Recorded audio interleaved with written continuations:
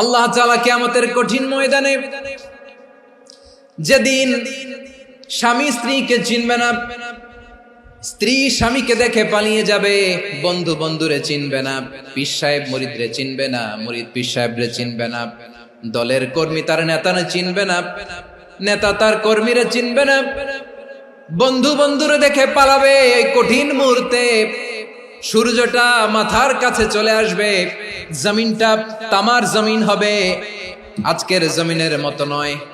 মানুষ ঘর্মাক্ত, ক্লান্ত, শ্রান্ত মাথার মগজগুলো কানের ছিদ্র আর নাকের ছিদ্র দিয়ে বেয়ে বেয়ে পড়বে।